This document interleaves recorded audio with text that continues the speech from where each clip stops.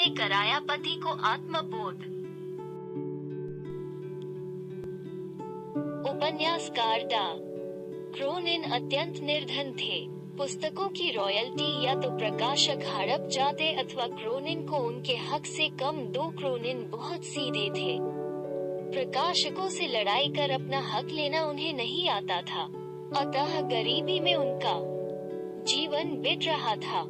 इसी गरीबी में जैसे तैसे उन्होंने चिकित्सा की पढ़ाई पूर्ण की और डॉक्टर बन गया। जब वे चिकित्सा के क्षेत्र में आए तो कुछ लोगों ने उन्हें इसके जरिए पैसा कमाने का तरीका बताया। वे लोगों की बातों में आकर मरीज से मोटी फीस वसूलने लगे। वे किसी भी निधन पर दया नहीं करता और पूरा चिकित्सा खर्च लेते। ये देखकर क्रोनिन की पत्नी बहुत दुखी हुई। वे अत्यंत दयालु थी। पति की गरीबों के साथ यह निर्दय देख एक दिन वे बोली, हम गरीब ही ठीक थे, हमसे कम दिल में दया तो थी। उस दया को खोकर तो हम कंगाल हो गए, अब मनुष्य ही नहीं रहे।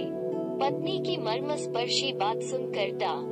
क्रोनिन को आत्मा बोध हुआ और उन्होंने अपनी पत्नी से कहा, तुम सच कह रही हो। व्यक्ति धन से नहीं, मन से धनी होता है।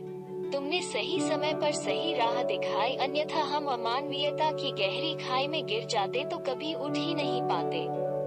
कथा का निहितार्थ यह है कि जब मनुष्य अपनी मानवीयता की मूल पहचान से दिखने लगता है तो सामाजिक नैतिकता तो खंडित होती ही है, वो स्वयं भी भीतर खोखला हो जाता है, क्योंकि ऐसा उनकी पवित्र संस्कारशीलता बलि चढ़ चुकने के बाद ही होता है।